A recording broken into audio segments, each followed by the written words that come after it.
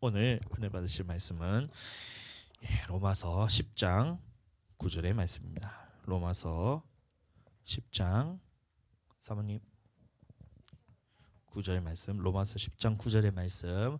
자, 우리 미미 자매님 대독해 주시도록 하겠습니다.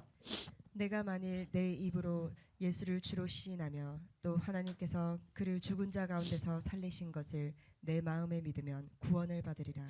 아멘. 자, 그래서 오늘은 예수를 주로 시인하며라는 말씀의 제목으로 우리 함께 말씀을 나누도록 하겠습니다. 우리 성도라는 말은 뭐냐면 예수님을 믿는 사람들을 의미합니다. 그래서 누구누구 성도님, 미미 성도님, 소희 성도님 이렇게 하면서 우리 김하늘 성도님, 김주아 성도님, 아니 덜 성도인 것 같아 내가 봤을 때는. 하여튼 성도라는 말은 뭐냐면 예수님을 믿는 사람들을 의미합니다. 그런데 오늘날 많은 사람들이 이 예수님을 믿는다는 것에 대해서 이 말을 오해하면서 살아갑니다. 그래서 대부분 어떻게 하냐면 예수님을 한번 믿으면 나는 천국에 대해서는 보장받은 것처럼 이렇게 착각하고 있으면서, 또한 교회에서도 이제 목회자들이 이것을 어떻게 가르치냐면 이제 한번 믿는 것은 구원받은 것이기 때문에 오히려 성도들에 대해서 이것을 하나님의 말씀으로 끌고 와야 되는데 그렇게 하지 않고 믿으면 끝이다. 한번 믿었으니까 우리는 구원은 당연히 받은 것이다. 이렇게 생각을 하면서 성도들을 가르치기 때문에 이 삶에서는 그래서 성도들이 어떻게 살아가냐면 믿지 않는 사람들과 똑같이 살아가거나 아니면 이 믿는 자보다 훨씬 더 악한 삶을 살아가면서 자기는 이제 예수님을 믿는다라고 이렇게 주장하면서 살아갑니다. 그러나 그것은 자신의 주장일 뿐이고 예수님을 믿는다는 것이 무엇인지 우리는 확실하게 알아야지 이 성도로서의 거룩한 삶을 유지해 갈 수가 있습니다. JMS 최근에 보시면 정명석 맞죠? 정명석 그 이단인데 이 뉴스에 이제 자꾸 나와서 저도 한번 봤더니만 이제 그 사람이 왜 이제 사람들한테 판단을 받고 비난을 받고 이렇게 욕을 먹는 것일까요? 정명석이 왜 욕을 먹을까요? 봤을 때 당연히 욕을 먹을 짓을 했으니까 욕을 먹는 겁니다. 성도들을 성추행하기도 하고 그다음에 신도들을 어떻게 해요? 자기 사람으로 만들어서 이것을 꼭두각시처럼 이렇게 해먹을 걸 다 해먹고 이러니까 당연히 이제 정명석은 판단받아서 마땅할 자입니다. 그런데 여러분들, 우리 그 정명석이라는 그 사람을 우리가 판단할 것이 아니고 그런 것을 볼 때는 우리는 어떻게 해야 되냐면 우리 자신을 돌아봐야 돼요. 하나님께서는 뭐라 얘기하셨냐면 네 눈에 들보를 먼저 빼고 남에 있는 티끌을 보라 그랬거든요. 네 눈에 있는 들보를 보지 못하면서 남 눈에 있는 티끌을 빼려고 이렇게 한다는 거예요. 그러면 다시 말하면 이 정명석에 대해서 우리 같은 사람들은 거룩하고 또 이렇게 좀 하나님 앞에 성령 충만한 사람들은 별로 비판하고 싶지도 않아요. 상관을 안 하고 싶지. 근데 비판을 한다는 그 이유는 뭐냐면 내 안에 그런 것이 들어있기 때문에 비판을 하는 겁니다. 잘 이해가 되시죠? 예. 왜 이 사람에 대해서 판단하고 비판하려는 마음이 생기냐면 내 안에 그런 것이 있기 때문에 그것이 비판하는 마음이 생긴다는 겁니다. 근데 이 JMS 정명석이라는 사람이 이제 성도들한테 성범죄를 저지르거나 아니면 이제 권력을 통해서 이 사람의 그런 영혼들을 멸망시키는 것을 봤을 때에 그러면 왜 이 사람이 판단을 받아야 될까요? 예수님 믿으면 천국 간다고 그러면 JMS 정명석이 예수님을 안 믿는 사람도 아니고 자기도 예수님을 믿는다 하거든요. 근데 지가 예수라 그래서 그렇지. 예수님 믿는다 그러는데 그럼 왜 판단을 받아야 될까요? 이런 문제가 생기는 거예요.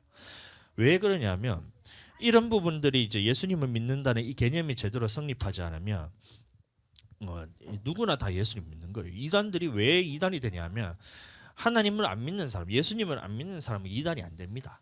왜 그러냐면 이미 하나님을 만나지 못했기 때문에 하나님처럼 되고 싶은 생각도 없어요. 하나님을 안 만났기 때문에. 근데 예수님을 만나고 하나님을 만나고 성령님을 만난 사람들 중에서 다들 이단이 되는 겁니다. 자, 이단의 교주가 되는 겁니다. 근데 왜 그러냐 하면 자기가 예수님을 믿었으니까 구원은 일단 확보되어 있으니까 나머지 부분에서는 자기 마음대로 하고 싶은 거예요. 다시 말하면 자기가 주인이 되고 싶은 거예요. 그렇기 때문에 우리가 이것을 판단을 하는데 그러면 나는 내 삶에 있어서 주인이 되고 싶은 것이 없느냐 이것을 우리가 살펴봐야 됩니다. 그러면 우리 안에 그런 것이 있다면 나나 JMS나 아니면 신천지 이만이나 아니면 저 여호와의 증인이나 모든 사람 할 것 없이 하나님 앞에서 주인 되는 것은 똑같아요. 저 사람은 죄가 크고 나는 죄가 적어서 저 사람은 심판받고 나는 심판을 안 받냐? 그게 아니고 하나님 앞에서 죄는 죄입니다. 그렇기 때문에 우리 또한 돌아서지 않고 회개하지 않으면 또한 같이 심판을 받게 되는 거예요. 그게 성경에서 말하는 것입니다. 오늘 또 이제 하나 충격적인 제가 공문을 하나 봤거든요. 뉴스를 하나 기사글을 하나 봤는데 그 올해 1월에 이제 서울에서 이제 교육청에서 학교에다가 공문을 하나 보냈어요. 학교마다 공문 하나 보냈는데 무슨 공문이냐면 이 교육 과정 부분에 있어서 이 성관련 부분, 이 성교육 관련 부분에 있어서 어떻게 이제 보냈었냐면 총 여러 가지 주제가 있는데 성관계는 혼인 관계 안에서만 이루어져야 한다. 이거 그다음 두 번째 남성과 여성은 개인의 불변적인 생물학적 성별이다. 지극히 당연한 말이죠. 세 번째 태아의 생명권은 헌법상 보장된 권리로 보호돼야 한다. 당연한 것이죠. 안 그러면 낙태 이런 것들이 이제 성행하겠죠. 네 번째 아동 청소년에게 성정체성 혼란, 그다음에 인체 면역 결핍 바이러스, 에이즈 등 성매개 감염병 등이 발생하지 않도록 교육적으로 충분히 안내해야 한다. 당연한 말이죠. 학교에서 실시하는 성교육은 절제에 주안점을 두어야 한다. 이런 이제 주제들을 가지고 공문을 학교마다 다 보냈어요. 이거에 대한 의견들을 회신해달라. 의견들을 보내달라. 이렇게 했어요. 학교마다 서울에 있는 원래 1월에 그때 어떻게 됐냐면 20 몇 명이 이제 회신을 했어요. 근데 20 몇 명 중에 거의 대다수 한두 명 빼고 거의 대다수가 어떻게 얘기했냐면 이거는 논의할 가치도 없다. 이 얘기를 딱 듣는 순간 참담함을 느낀다. 이 논의할 가치조차 못 느낀다. 이 의견에 대해서 폐기하라는 회신이 왔답니다.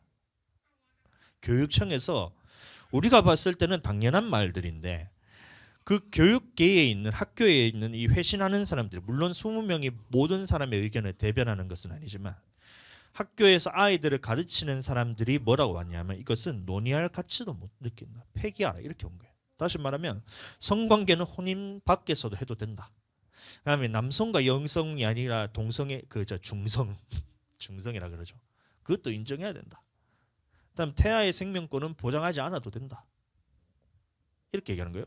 그다음에 에이스 이런 것들에 대해서 교육적으로 안내하면 동성애자들이 피해를 입기 때문에 그건 교육하면 안 된다. 그다음 학교에서 실시하는 성교육은 절제에 주안점을 두어야 되는데 그게 아니다. 자유를 주되 자유를 주란 겁니다. 이런 가치관을 가지고 학교에 있는 그 사람들이 아이들을 가르친다고 생각해 보세요. 그럼 자라나는 우리 아이들이 그 생각 속에 어떤 생각을 가지고 있어요? 이 절대적인 영향력을 미친다고 봐야 되는데, 야 그러면 우리 교회는 그럼 어떻게 될까요? 그런 아이들이 학교에서는 이제 성에 대한 부분에 대해서 저렇게 무절제하고 무분별하게 그렇게 이제 살아오면서 그렇게 살다가 교회에 딱 들어왔는데 가치관이 혼돈이 되면서 학교에서 배우는 것이 정말 자기는 전부인 줄 알았는데 교회에 왔더니만 다른 얘기를 한다. 그럼 어떻게 될까요? 점점 더 교회는 이제 핍박을 받게 되는 거죠. 그거 각오하셔야 돼요. 우리는 이런 부분에 절대 받아들일 생각이 없습니다. 동성애가 영어로 뭐예요? 동성애가 영어로 뭐냐면 소돔입니다. 소돔이. 이 비정상적인 성행위를 보고 이제 영어로 뭐냐면 소돔이라 그래요. 소돔에서 이제 발생된 단어에서 소돔이라 그러는데 이 소돔과 고모라가 멸망받을 때도 이 다른 이유가 아니라 이 동성애 때문에 멸망받은 것입니다. 그래서 하늘로서 이제 불이 떨어져 가지고 그 도시가 멸망받았을 때 그때 왜 그랬냐? 이 소돔이 때문에 소돔이 동성애 때문에. 로마서 1장 26절 보겠습니다. 그들을 부끄러운 욕심에 내버려 두셨으니 곧 그들의 여자들도 순리대로 쓸 것을 바꾸어 영리로 쓰며 그와 같이 남자들도 순리대로 여자 쓰기를 버리고 서로 향하여 음욕이 부릴 듯하며 남자가 남자와 더불어 부끄러운 일을 행하여 그들의 그릇 때문에 상당한 보응을 그들 자신이 받았느니라. 예, 이런 것은 하나님께서 봤을 때는 이게 굉장히 부끄러운 일이고 또 이제 성경의 레위기나 이런 데 보시면 가증한 일이라고 했어요. 가증하다는 뭐냐면 우리가 징그러운 거 볼 때 있죠. 진해 이런 것들이 몸을 기어다닌다 생각해보면 그 어떤 느낌이 들어요? 막 혐오스럽고 가증스럽고 이런 느낌이 든다는 거예요. 하나님이 동성애를 봤을 때 그런 느낌이 든다는 겁니다. 이 가증이 여기 싫은 일을 하는데 이 이유에 대해서 사도 바울은 뭐라 설명하는지 보세요. 로마서 1장 28절. 또한 그들이 마음에 하나님 두기를 싫어하매 하나님께서 그들을 그 상실한 마음대로 내버려 두사 합당하지 못한 일을 하게 하셨으니. 예, 뭐라고 나왔냐면 이런 일들을 하는 이유는 뭐냐면 그 마음에 그들이 마음에 하나님을 두기를 싫어했다라고 말한 거예요. 하나님을 두기를 싫어했기 때문에 하나님 앞에서 이런 가증한 일들을 하고 동성애를 하고 그다음에 이제 음란한 행위들을 이렇게 하는데 왜 그러냐면 이것을 하나님을 마음에 두기 싫어했기 때문에 말하고 있는데 안 믿는 사람들은 이 하나님을 모르기 때문에 당연히 하나님을 두기 싫어합니다. 그런데 우리 예수님을 믿는 자 안에서도 이런 사람들이 없을까요? 하나님을 마음에 두기 싫어하는 사람. 하나님을 마음에 두기 싫어하는 사람들이 없을까요? 그것이 아니라 성경에서는 이 로마서는 누구냐 하면 이 믿는 사람들한테 보낸 거예요. 그럼 다시 말하면 믿는 자들 안에서도 하나님을 마음에 두기 싫어하는 사람들이 있다는 말입니다. 저희는 우리 교회는 이 동성애 하는 사람들 저희는 성도로 받아줄 생각이 눈꼽만큼도 없습니다. 이 하나님이 가증히 여기시기 때문에 저도 똑같이 하나님의 마음과 똑같이 그런 사람들 보면 저는 가증스러워요. 징그럽고 혐오스럽고 같이 하기도 싫고 막 만지기도 싫고 막 그래요. 왜 그러냐면 하나님이 그 마음을 제게 주셨기 때문이에요. 목사님이 어떻게 그렇게 그거를 차별할 수가 있냐, 인권을 차별할 수가 있냐 이렇게 하는데 그거는 목사기 때문에 제가 그런 겁니다. 여러분들도 똑같이 성도기 때문에 그런 거는 차별이 아니고 하나님께서 그거를 가증스럽게 여긴다 하기 때문에 우리는 가증스럽게 여기는 게 뭐냐면 하나님의 마음을 따라가는 거예요. 그런데 많은 사람들이 어떻게 하냐면 오늘날 이 목회자들 중에서도 교회 안에서 동성애자들도 받아줘야 된다 이렇게 하면서 동성애들끼리 막 이제 성도들이 오면 그 사람들은 막 다 받아서 무분별하게 또 그렇게 교회에서도 또 음란이 있는 거예요. 미국에 가면 지금 난리가 났습니다. 교회 안에서 동성애자들끼리 결혼식을 지켜줘요. 유럽에 가면 더 심각해요. 강아지랑 사람이랑 결혼하는데 거기 주례를 써줘요. 더 심각한 거 말해 줄게요. 사람이랑 기계랑 결혼하는데 그것도 혼인 그 주례를 써줍니다. 어처구니가 없죠. 하나님이 말씀하시기를 사람을 어떻게 창조하냐면 남자와 여자로 창조하셨고 그다음에 혼인이라는 것을 통해서 남자와 여자가 하나 되는 것을 결혼이라 그러는데 어떻게 강아지랑 사람이랑 결혼하는데 그게 하나가 될 수가 있어요? 안 되잖아요. 남자랑 남자가 어떻게 그걸 결혼하는 것을 받아줄 수가 있어요? 가증스러운데 하나님이 가증스럽다는데 그거를 목사님들이 그렇게 한다는 거예요. 그거는 목사가 아닙니다. 사람들의 마음을 우리가 물론 그 사람이 이게 동성애라는 이 질병이거든요. 이것도 질병이고 그것은 이제 중독이기 때문에 처음부터 동성애하는 사람은 아무도 없습니다. 여러분들 논리적으로 한번 생각해 보세요. 처음부터 동성애하는 사람은 아무도 없어요. 그 유전학자가 뭐라 얘기하냐면 동성애는 유전이라 그러거든요. 여러분들도 그런 말을 한번 들어보셨을 거예요. 동성애에 대해서 한번 얘기를 들어보면 동성애는 유전이라 그럽니다. 근데 그 말이 성립이 안 되는 게 남자랑 남자랑 그렇게 해가지고 어떻게 이세가 나와요? 여자랑 여자가 어떻게 이세가 나와요? 안 그래요? 번식 자체가 안 되는데 어떻게 그게 유전이 될 수가 있어요? 말도 안 되는 소리잖아요. 근데 그거를 사람들이 처음에는 몰라가지고 유전 이렇게 하니까 이 박사들도 모르는 거예요. 그러니까 이거 유전인갑다. 유전 인자 중에 동성애 인자가 있다 하는데 그게 아니고 동성애 인자가 있는 것이 아니고 이 음란한 부분에서 출발이 되는 거예요. 그래서 동성애 처음에 주장했던 사람이 어떻게 했냐면 어떤 박사가 있었는데 아이 둘을 입양을 하는 거예요. 아이 둘을 입양을 했는데 동성애 실험을 하려고 남자였는데 한 사람 거를 잘라보는 거라. 그리고 여성 호르몬을 계속해서 주입시켜가지고 얘를 여자처럼 만든 거예요. 그리고 이 둘을 성관계를 해가 되는가 안 되는가를 실험한 거예요. 그러니까 여성 호르몬을 계속 먹던 사람은 계속해서 여자처럼 이렇게 행세를 하면서 있고 남자에게는 남자처럼 이렇게 하면서 둘이를 이제 그렇게 하다 보니까 된다. 이거를 그러면서 뭐라 얘기하냐면 이 사람도 처음에 창조받았을 때는 이제 처음에 태어났을 때 여자처럼 태어났는데 이게 남자처럼 살다 보니까 이제 남자인 거고 여자처럼 살다 보니까 여자가 된 거다. 바꿀 수 있다. 이렇게 지금 그 사람이 주장한 거예요. 지가 근데 그건 뭐냐면 이 소아성애자였던 거야. 그러니까 이게 아주 음란한 덩어리에서부터 시작하는 게 동성애의 출발점이에요. 그러니까 그 후로부터는 다 이 사람의 말을 듣는데 동성애는 후천 이제 남성이나 여성이나 여성성이나 남성성은 이것은 후천적으로 개발될 수 있다라는 것을 이 사람을 통해서 다 이제 얘기가 이제 들어오는 겁니다. 누군가 동성애 찬성하는 사람들 얘기를 들어보면 거슬러 올라가다 보면 이 박사가 있는데 이 박사가 실험했는 그 여성 호르몬을 주입하고 잘라가지고 그래가지고 여자로 만들어가지고 해가지고 할 수 있다라는 거기서부터 출발된 거예요. 얼마나 비인간적이고 비인격적이고 이 사람의 그거를 진짜 해서는 안 될 짓을 하는 거예요. 그러니까 혐오스러운 거예요. 동성애의 출발은 음란에서부터 시작된 겁니다. 처음부터 동성애부터 시작한 사람 없어요. 근데 사람들이 지금도 보면 동성애자라고 얘기하면서 서로 연애하는 사람들을 보세요. 한 사람은 남자, 한 사람은 여자라 그럽니다. 안 그래요? 동성애 하는데 나는 남자가 좋다는데 한 사람은 남자 역할하고 한 사람은 여자 역할을 해요. 자기는 동성애가 좋다 하면서 왜 무슨 자기는 왜 누구를 여자를 찾는 거예요? 여자 역할을 하는 사람 왜 찾아요? 안 그래요? 논리적으로 안 맞잖아요. 이게 말조차도 안 되는데 음란에서부터 시작되는 거라니까요. 음란이란 것이 처음에는 막 이렇게 하면서 막 성적인 행위에 대해서 갈망을 하다가 이것이 왜곡되기 시작하면서 어떻게 되냐면 호기심에 자꾸 생기는 거예요. 이거를 뭐 남자랑 하면 어떨까? 그다음에 기계랑 하면 어떨까? 강아지랑 하면 어떨까? 이게 지금 자꾸 이제 호기심이 생기다 보니까 생각마저 너무 더럽잖아요. 이게 근데 발전해서 실제로 그거를 해버리면 이게 발전되는 게 바로 동성애입니다. 온갖 성병들이 다 거기서 나오고 하나님이 이렇게 가정시키는 거예요. 근데 우리 교회는 그래서 이런 사람들 오면 저는 혐오스럽게 생각할 거예요. 지네 만지는 거, 바퀴벌레 보면 으아 이렇게 하잖아요. 제가 저 벌레를 좀 무서워하는 편이에요. 저희 부엌에 바퀴벌레가 나와가지고 이렇게 해가지고 하려고 했는데 갑자기 사모님이 뒤에서 툭 쳤어. 그래가지고 내가 이렇게 혐오스러워요. 바퀴벌레가.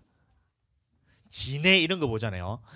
그 제주도 갔는데 지네가 담에서 이렇게 씩 끼어 나오더라고. 물이 이렇게 도망갔어. 보기도 싫어가지고. 동성애가 오잖아요. 전 도망갈 거예요.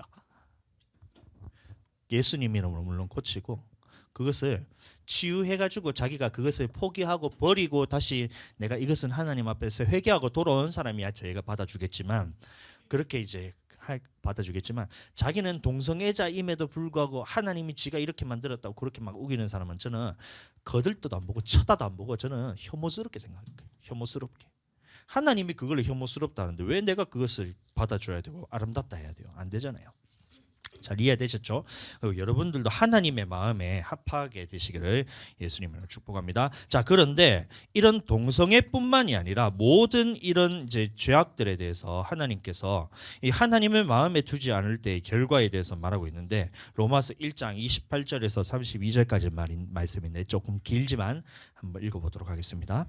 또한 그들이 마음에 하나님 두기를 싫어하며 하나님께서 그들을 그 상실한 마음대로 내버려 두사 합당하지 못한 일을 하게 하셨으니 곧 모든 불의, 추악, 탐욕, 악의가 가득한 자여, 시기, 살인, 분쟁, 사기, 악독이 가득한 자여, 수근수근하는 자여, 비방하는 자여, 하나님께서 미워하시는 자여, 능욕하는 자여, 교만한 자여, 자랑하는 자여, 악을 도모하는 자여, 부모를 거역하는 자여, 우매한 자여, 배약하는 자여, 무정한 자여, 무비한 자라. 그들이 이 같은 일을 행하는 자는 사형에 해당한다고 하나님께서 정하심을 알고도 그들만 행할 뿐 아니라 또한 그런 일을 행하는 자들을 옳다 하느니라. 예, 그래서 이런 모든 죄악들에 대해서 주요 살펴 보시면 이게 뭐냐면 하나님을 마음에 두기 싫어하는 사람들을 의미합니다. 그들이 하나님의 마음에 두기를 싫어하며 그래서 그 사람들이 어떻게 행하냐 보면 이 동성애뿐만이 아니라 시기하는 사람, 탐욕, 살인 미워하는 것도 마찬가지입니다. 하나님을 미워하는 것도 살인이거든요. 교만, 부모를 거역하는 것, 무정한 것도 하나님이 보시기에 이 동성애나 부모를 거역하는 것이나 이 똑같이 하나님을 마음에 두기 싫어한다는 거예요. 그 다음에 동성애나 사람을 미워하는 것이나 비방하는 것이나 하나님이 다 똑같이 보신다는 거예요. 그러니까 동성애나 아니면 수근수근하는 것, 뒤에서 사람들한테 험담하고 뒷담화하는 이런 것들, 그것이나 하나님이 보셨을 때는 똑같이 이것은 하나님을 마음에 두기 싫어하는 자들의 모습이란 거예요. 자, 그런데 그런 사람들이 어떻게 하느냐 하면 이것이 하나님이 싫어하는 것을 안다는 거예요. 자기들 하나님께서 이것을 사형에 해당한다고 하나님이 정하신다는 것을 알았다는 거예요. 근데 그것을 알고도 어떻게 했냐면 자기들도 행할 뿐 아니라 자기들도 그렇게 살아가는 거예요. 그 다음에 어떻게 하냐면 그런 일을 행하는 자들을 옳다 한다라고 말하고 있어요. 그러니까 서울시에 있는 그 공문이 날라왔을 때 자기들도 동성애에서 벗어나질 못하는 거예요.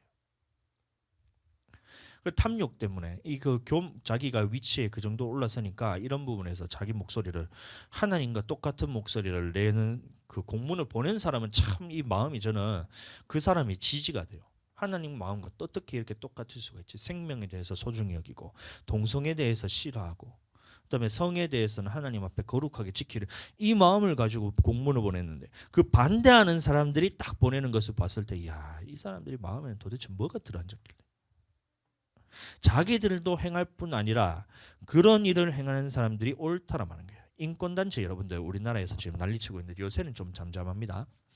인권단체 여러분들 말에 속으시면 안 돼요. 인권이란 말이 여러분들 속아서 거기에 넘어가게 되면 하나님을 대적하게 됩니다. 인권단체가 뭐라냐 하면 주로 이제 세 가지 부분에 대해서 얘기하는데 첫 번째 뭐냐면 아이들이 클 때 이 아이들에 대해서 터치하지 마라 이겁니다. 애들도 인권이기 때문에 이 부모는 아이들한테 이거를 혼내서도 안 되고 이거를 매질을 해서도 안 되고 그냥 아이들이 크는 것은 그냥 내버려둬라 이걸 주장하는 거예요. 자, 그렇게 된 사람들이 학교에 들어가면 어떻게 되냐면 학교 교육 과정에 책의 교과서에 뭐가 나오냐면 아들내미가 설거지하는 건 괜찮아. 예? 아들이 설거지하는 건 괜찮아요. 근데 딸을 설거지를 시키면 이거는 인권단체에 대해서 고발하라는 전화번호를 적어주면서 여기 고발하라 돼 있어요. 얼마나 어이없는지 알겠죠? 인권단체에서 하는 짓이 그겁니다. 그러면 저거가 밥하고 저거가 설거지를 하든지 밥 다 부모님 해주고 그걸 밥 다 먹여놨다면 설거지 정도는 지가 해야 되잖아요. 응? 물론 부모님이 다 하고 어제도 제가 다 했습니다. 근데 그거를 시킨다고 해서 그거를 고발을 하라고 이렇게 하는 게 무슨 그게 인권단체예요. 그럼 부모님의 인권은 어디 있어요? 학교에서 교권이 지금 추락하다 못해가지고 지금 지하로 깊이 막 심겨버렸어요. 이 교권이. 그러니까 학교에서 애들이 선생님한테 욕을 하고 개기고 우리 때는 상상도 못했잖아요. 나와 학주 와가지고 엉덩이를 그냥 막 당구 큐대로 이렇게 제가 몇 개 부숴먹었거든요. 그 야자를 너무 많이 튀어가지고 저는 이제 미미자매 제가 공부 잘하면서 학교를 빛내는 사람이 아니라서 야자 튈 때마다 제가 맞았어요. 근데 맞으면서 제가 튀었어. 그때 제가 예수님도 안 믿었어요. 그래서 고1 때 어떻게 했냐면 제 짝꿍이랑 이 독고앤 스테이션이라는 이게 뷔페집이 있어요. 고깃집이 있는데 사복으로 갈아입고 가가지고 거기 가면 술이 공짜야. 그래서 술도 마시고 이렇게 했어요. 그래서 선생님이 그거를 이제 알면 그러면 어떻게 해야 돼요? 저를 혼내서 바로 갈 수 있도록 길을 잡아줘야 되는데 못하도록 다 막아버렸어요. 인권단체 하는 게 그거예요. 어떻게 우리 아이들이 하나님 앞에서 저 올바른 가치관으로 살아갈 수 있겠습니까? 우리 주아랑 하늘이 키워보면 알겠지만 쟤네들은 매를 안 들면 말을 안 들어요. 아이들마다 다 다릅니다. 누구는 말만 해도 이거 되는 애가 있어요. 수진이 같은 애들은 이제 이렇게 와서 기도하자 하면 네 하고 와가지고 주여 이렇게 하면서 지혜 다 해요. 말만 해도 다 해요. 눈치도 안 보고 아주 말 잘 되게. 근데 주아 와서 기도하자 해? 싫은데? 이렇게 하면서 둘러봐가지고 아빠 다리 끄덕이 잡고 돌아다니지도 못하게 하늘이 와가지고 뒤에서 뭐 이게 초크 이렇게 해가지고 걸어가지고 목 조르고 야 기도하니까 좀 놔줘 싫은데 이러고 있어요. 그러면 아빠가 맴매 들어야 말 듣나 하면 정신을 번쩍 들어가지고 탁 해가지고 가가지고 자리에 앉아요. 예? 안 때려도 돼. 안 때려도 됩니다. 이게 이제 마치 핵무기와 같이 갖고만 있어 이게 이제 애들이 그게 관리가 되는데 매질을 못하도록 하면 애들은 도대체 어떻게 되는 거예요? 이때 잡지 않으면 애들이 커서는 도대체 어떻게 어른들의 말을 듣겠어요? 다 무시하면서 살지.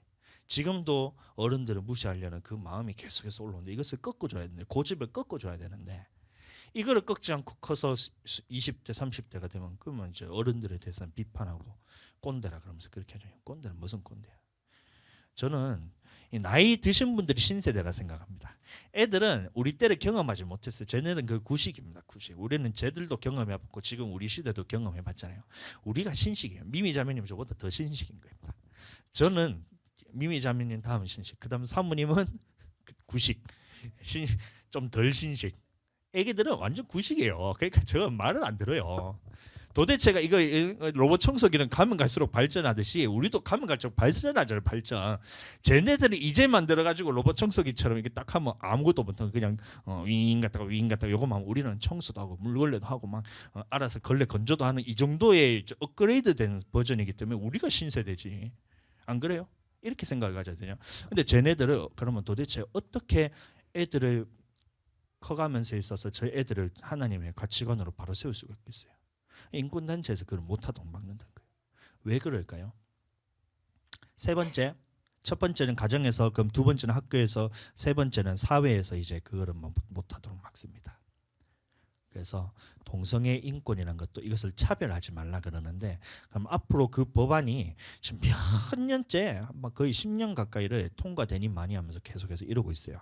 동성애에 대해서 막 법안을 이거를 차별하지 못하도록 통과시키려면 기독교계에서 이거를 못하도록 이렇게 막 피켓 시위가 하거든요.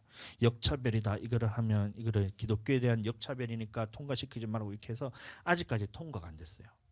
그런데 앞으로 이 법을 만드는 사람들이 자꾸 반기독교적인 사람들, 교회에 대해서 미워하는 사람들이 자꾸 그쪽에 서게 되면 어떻게 될까요?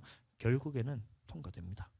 그러면 그때에 우리는 어떻게 되냐면 교회에서 제가 이것처럼 오늘처럼 동성애에 대해서 나는 혐오합니다. 난 동성애 받아들이지 않습니다. 이렇게 딱 선포하는 순간 어떻게 하면 벌금부터 시작합니다. 300만 원 시작합니다. 그럼 우리 교회 성도님들 돈 많이 버셔야 돼요. 벌금 내도 나는 잘 겁니다. 근데 벌금 내도 안 된다. 그럼 어떻게 되냐면 끌려가는 겁니다. 그럼 어떻게 됐겠어요, 여러분들? 그렇다고 제가 그러면 동성애에 대해서 이거를 뭐 해도 된다고 하겠어요? 저는 그런 마음 전혀 없어요. 눈꽃만큼도 없어요. 그냥 이거 지금 목사님 없어도 그거는 교회가 풍비박산 안 납니다. 하나님의 말씀이 살아 있으면 교회는 살아나는 게. 그러니까 저는 이 부분에 대해서는 진짜 목숨을 가고 감옥 가가지고 뭐 이거는 뭐 동성애자들이 교회가 피켓 시위한다 해도 나는 동성애는 하나님 보셨을 때 가증하게 여기신다니까 나도 가증하게 여긴다. 요래 선포해야 되잖아요. 하나님의 말씀에는 가증하다는데 내가 뭐 하러 그 사람들을 사랑해야 된다 그러겠어요? 맞죠? 버리고 오면 사랑해줘야지.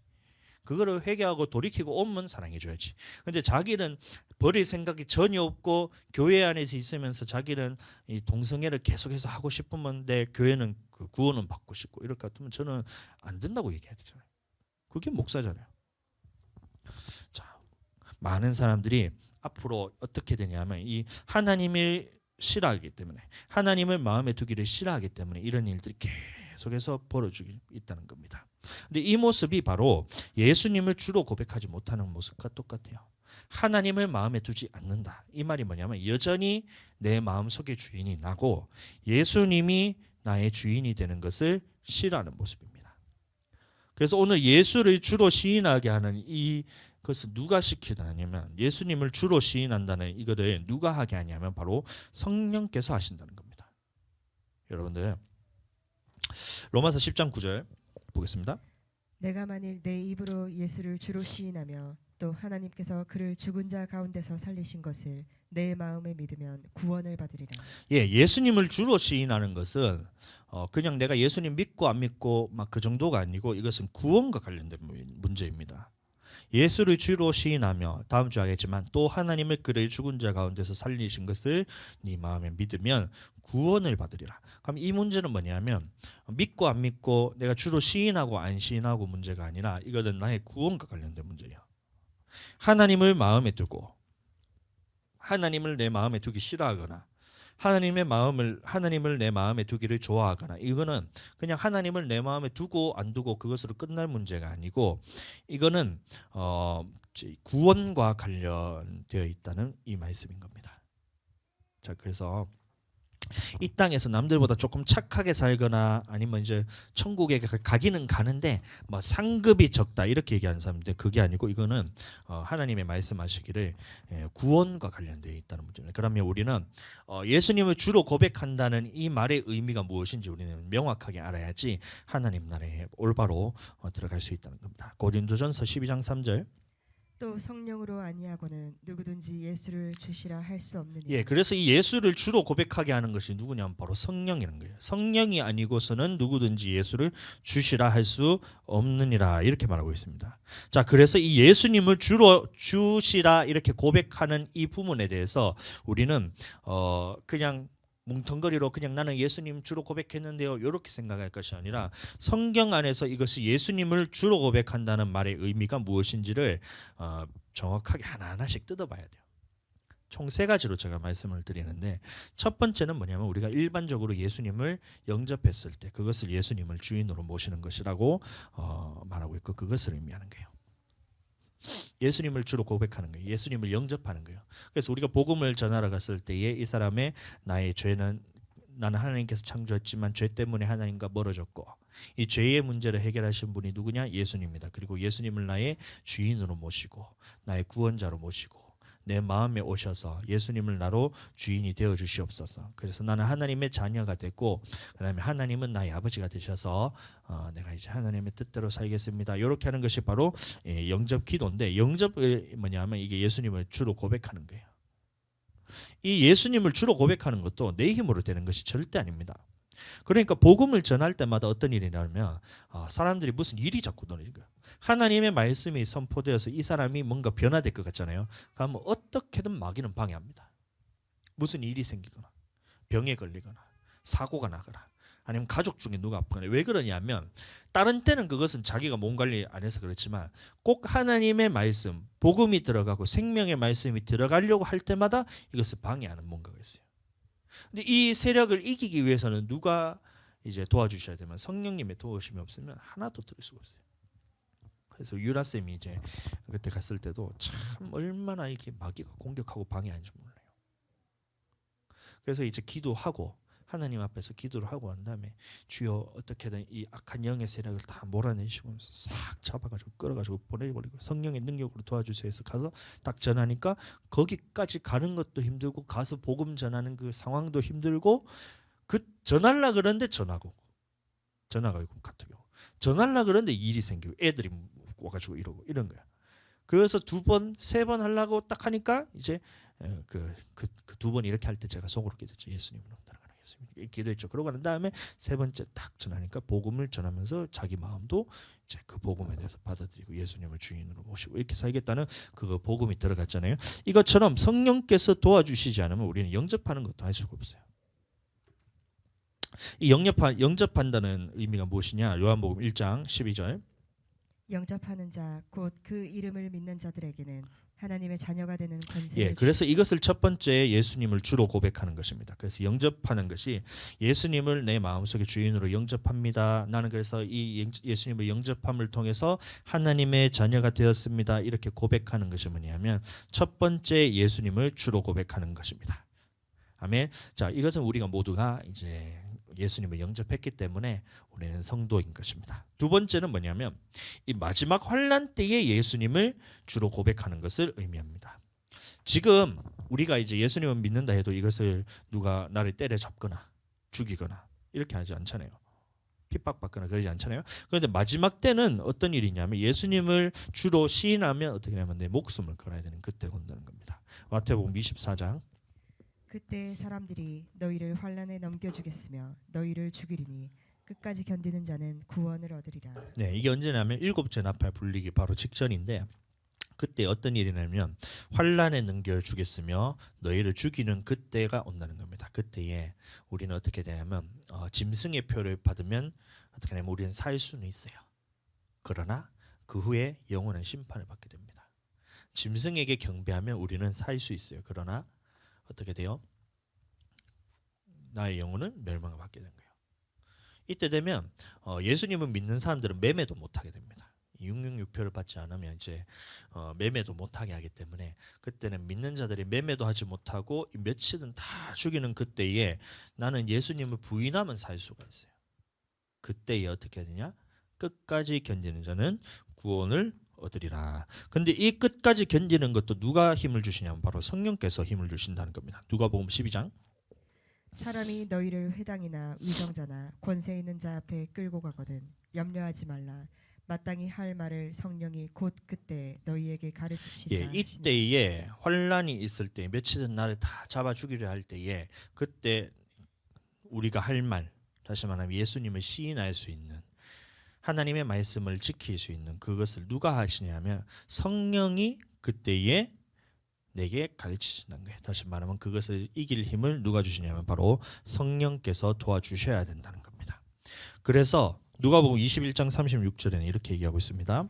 이러므로 너희는 장차 올 이 모든 일을 능히 피하고 인자 앞에 서도록 항상 기도하며 깨어 있으라 하시니라.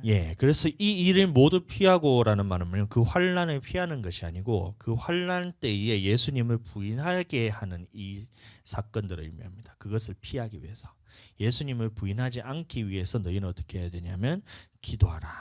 기도하며 깨어 있으라. 항상 기도하며 깨어 있으라. 이렇게 말하고 있는 겁니다. 그래서 우리가 기도할 때에 이번 주에 계속해서 고난 주간에 기도하겠지만 기도할 때 우리가 빼먹지 말아야 될 게 뭐냐면 이 환난 때에 예수님을 끝까지 시인할 수 있도록 끝까지 주로 고백할 수 있도록 기도해야 된다는 거예요. 충만하게. 이게 우리 안에 많이 차면 많이 찰수록 마지막 때에 어떻게 되냐면 우리 성도들의 기도를 모아서 하나님 앞에 올려드립니다. 그리고 그것은 하나님 앞에 받아들이고 나머지 있는 기도들 하나님의 예수 그리스도 이름으로 드려지지 않은 모든 이 기도들을 어디 되냐면 땅에다 다 쏟게 돼요. 땅에다 쏟아요. 그러면 이 땅에서는 이제 진노가 일어나면서 하나님 앞에서 이제 그런 환란이 이제 들어가게 되는데 그럼 이때 부어질 때에 우리는 이제 성령의 도우심이 없으면 우리는 이제 그것을 이길 수가 없다는 겁니다. 마지막으로 첫 번째는 뭐라고 했죠? 첫 번째 예수님을 영접하는 거. 두 번째는 이제 예수님이 마지막 때에 환란 때 예수님을 주로 시인하는 거. 그다음에 마지막으로 예수님을 주로 시인한다는 말은 뭐냐면 예수님이 주인 되셨기 때문에 이 주인 되신 예수님의 말씀에 순종하는 것을 의미합니다. 아까 전에 로마서 1장의 말씀을 쭉 우리가 나열했는데 동성애부터 시작해서 하나님을 두기 싫어하는 사람들이 그렇게 하나님의 말씀에 대적하면서 살아간다는 거예요. 근데 이 하나님의 말씀에 순종하면서 하나님의 말씀에 지키면서 살 수 있는 것도 나의 능력이 아니라 오직 성령의 능력으로만 가능하다고 말하고 있습니다. 그래서 오늘날 많은 크리스천들이 어떻게 생각하냐면 자기들은 예수님을 영접했기 때문에 나는 예수님을 주로 모신 거야. 이렇게 생각하는 거예요.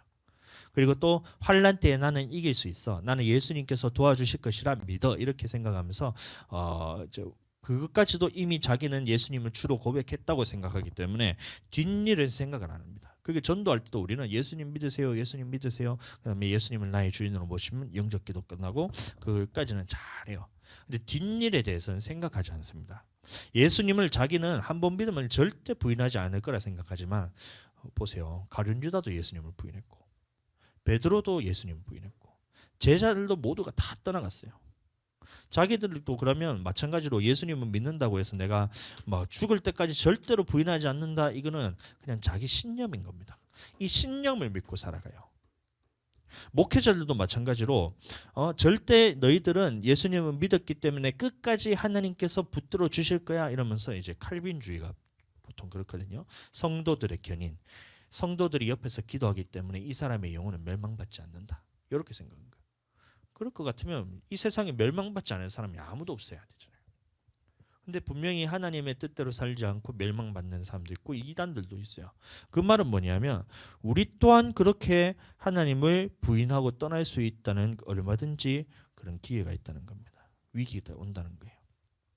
근데 목회자들이 그렇게 너희는 죽을 때까지 부인하지 않을 거야. 예수님께서 너를 지켜주셔. 부인했더라도 하더라도 예수님이 다시 구원할 때는 하나님께서 다시 돌이킬 거야. 이렇게 하면서 목회자들이 그것을 맹신하게 만들어요. 자꾸.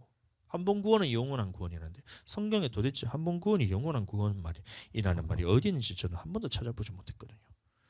분명히 믿는 자들 안에서 심판이 있다 그랬는데 그러니까 목회자들이 맹신하게 만드니까 성도들이 기도하지 않는 겁니다. 자신들이 그냥 자기는 어떠한 환란이 오더라도 이것을 이길 수 있다 저는 생각하는 거예요.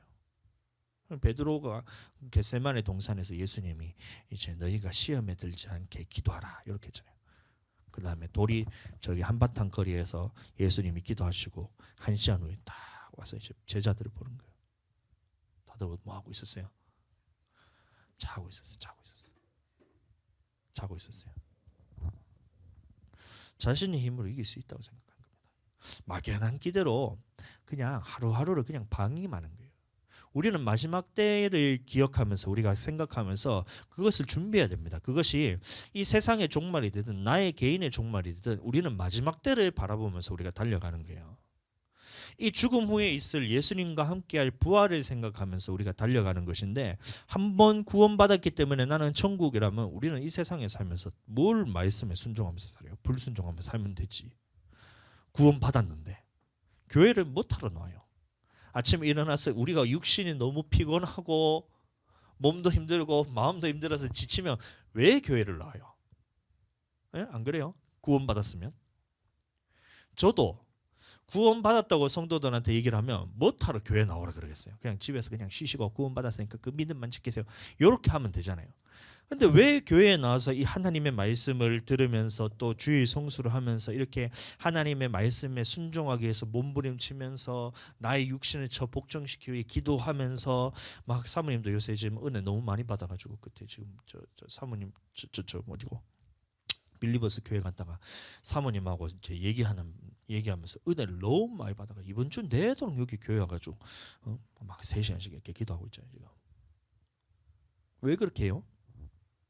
여러분들 우리가 하나님의 말씀을 불순종할 때는 우리가 구원을 받았더라도 이 삶에서는 구원받았더라도 얼마든지 뺏길 수 있기 때문에 몸부림을 치는 겁니다. 하나님 말씀과 다른 것이 내게 있는가 계속 찾으면서 이것이 있다면 하나님 앞에서 내가 천국 못 가는데 이걸 위해서 몸부림을 치는 거예요. 성경에서는 항상 기뻐하라 범사에 감사하라 쉬지 말고 기도하라는데 왜 나는 항상 기쁨이 안 되는 거지? 범사가 감사가 안 되는 거지? 성경과 나는 왜 이렇게 다르지? 이거 가지고 몸부림을 치는 겁니다. 그러니까 성령 안에서 막 충만하기 위해서 성령께서 주시면 감사하거든요. 기쁘거든요. 예? 앞으로도 감사. 그냥 뭐 성도가 오면 너무 감사. 안 와도 마음은 아프지만 감사. 좀 뭔가 이상하긴 하지만 항상 범사에 감사할 수 있는 게 성령의 능력이 아니고서는 안 된다는 겁니다. 그런데 우리는 이것을 연약함이라 포장을 합니다. 여러분들. 왜 우리가 하나님의 말씀에 불순종해요? 왜 아까 전에 로마서 1장에 있는 그런 죄들이 내게 있음에도 불구하고 왜 이것들을 계속해서 맞다고 인정하면서 살아가요? 이것을 사람들이 우리의 연약함이라 포장을 합니다. 여러분들 근데 진짜 자신의 연약함을 아는 사람들은 어떻게 하냐면 이 연약함 때문에 성령께 더 매달리는 사람이 연약한 사람이에요. 나는 육신 너무 약해서 못하겠어 이게 연약한 게 아니고 자신의 육신을 연약함을 알기 때문에 성령께 더 매달리는 겁니다. 그 진짜 연약한 사람은 하나님이 보셨을 때 진짜 연약한 사람은 뭐냐면 성령님께 더 매달리는 사람. 나는 할 수 없기 때문에 내가 할 수 없는 그것을 성령의 능력으로 해내는 사람이 뭐냐면 연약한 사람이에요. 이번 주 고난주간입니다.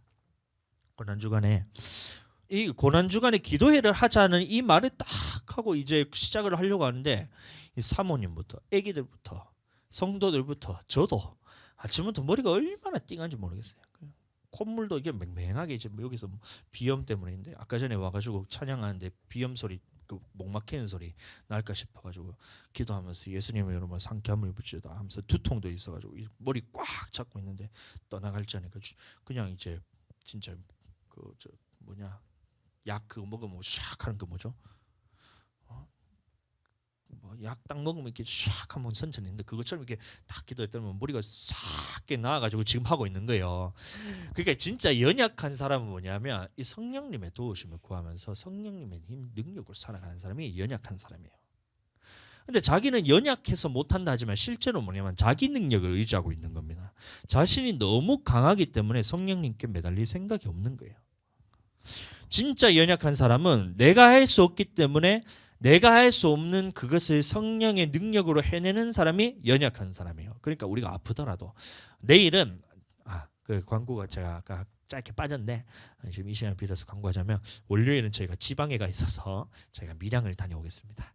밀양 가가지고 오면서 뭐 사과를 한 박스 사오던가 해가지고 그 얼음골 사과 이거를 한 개 사오던가 해도 그 같은 거 그거는 이제 넘어가는 말이고 밀양에서 이제 지방회가 있어서 내일은 이제 기도회가 없지만 화요일부터 10시 반 돼서 우리가 기도회를 할 거예요. 그때는 아파가지고 막 그냥 병원에 실려가면 제가 아까 말씀드렸다시피 제가 응급실에 가면 응급실에서 주여 3차원 기도합시다 주여 이렇게 해서 응급실에 제가 기도할 거예요. 그러니까 이 교회에 와서 기도하세요. 아시겠죠? 기도하셔야 되는 거예요. 그래서 내가 힘들면 이 힘든 거 자꾸 바라보지 말고 힘들 때에 성령님 바라보세요.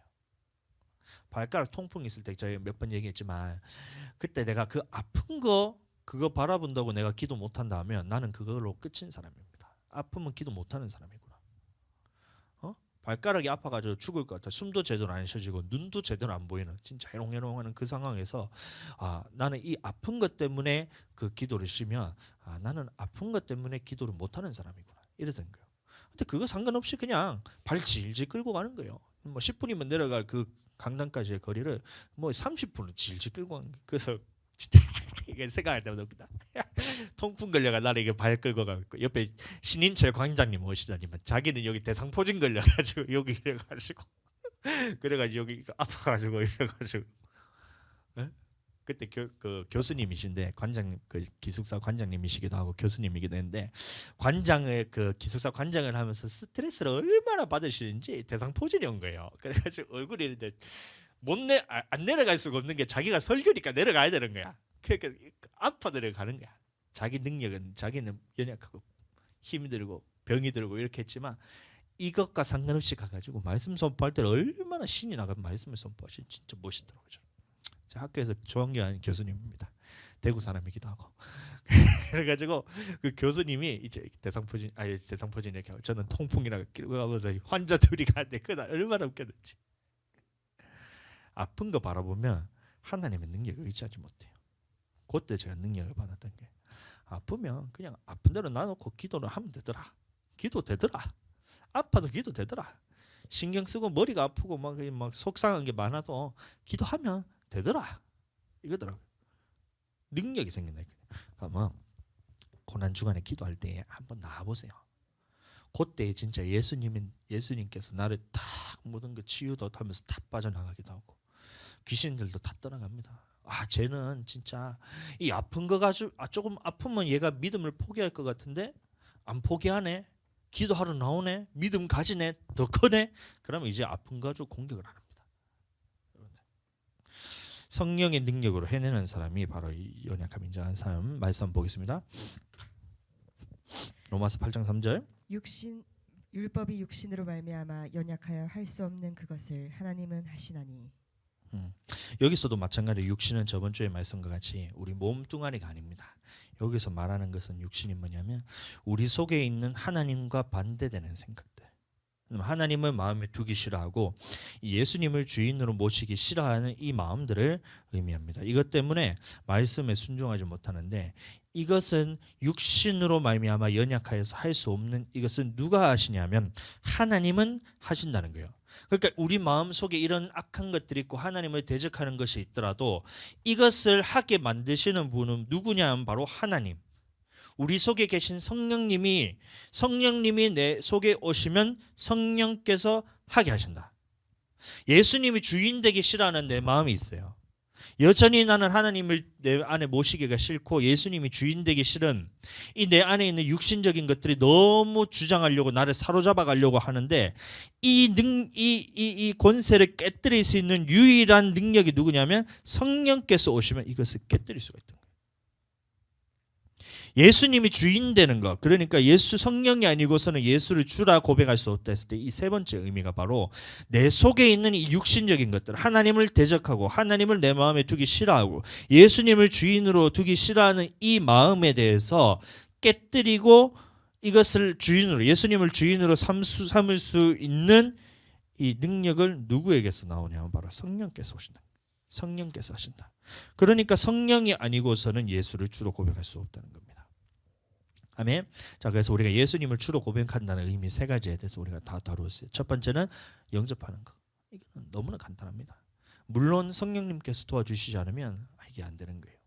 두 번째, 우리 마지막 때에 예수님을 끝까지 주님으로 시인할 수 있는 거. 이거를 예수님을 주인으로 고백하는 거예요. 그래서 세 번째는 뭐냐면 우리가 그러면 첫 번째는 우리가 지나갔고 환난은 아직까지 우리에게 오지 않았어요. 그럼 우리는 무엇에 집중하면서 살아야 되냐면 이 세 번째 의미에서 집중하면서 살아야 됩니다. 예수님을 주로 고백한다.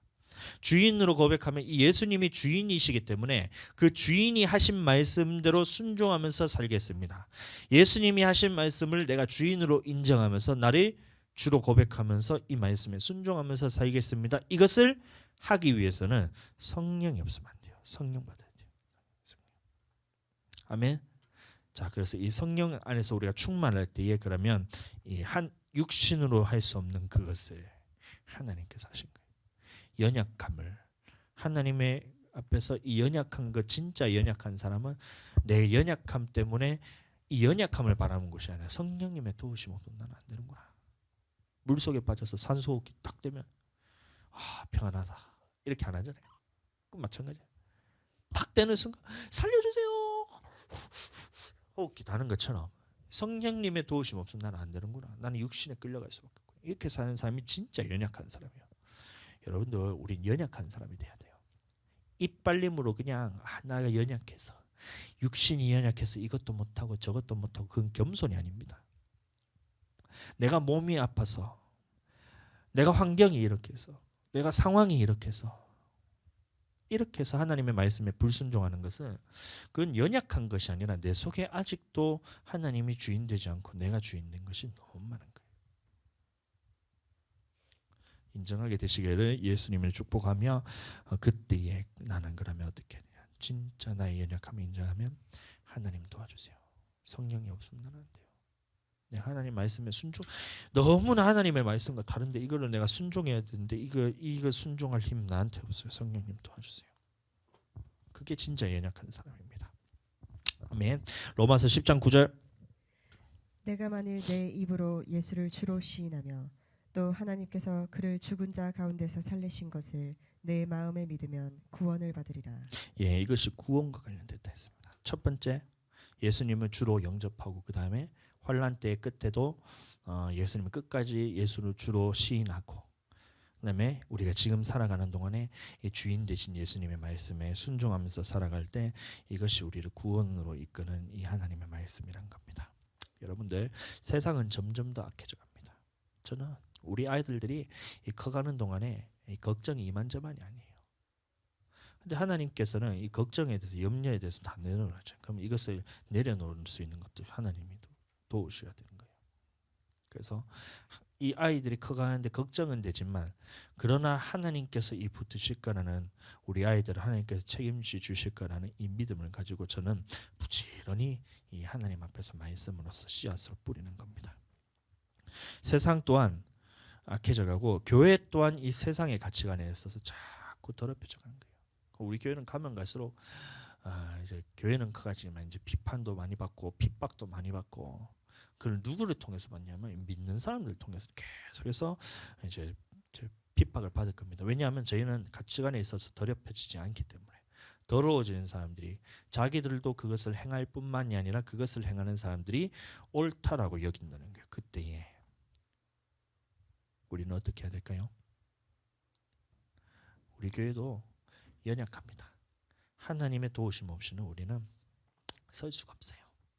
그때도 지금과 마찬가지로 이 성령님께 의지해서 우리가 이 하나님 앞에 모든 것을 내어드리고 성령님께서 나를 주장하실 때 그때 우리가 지금 해오는 것처럼 하나님 앞에서 잘 서갈 수 있습니다. 그래서 우리 넓은 마음교회 모든 성도님들은 끝까지 예수님을 시인하면서 또 삶에서 하나님을 나의 주인으로 모시면서 그렇게 구원에 이르시게 되기를 예수님 이름으로 축복합니다.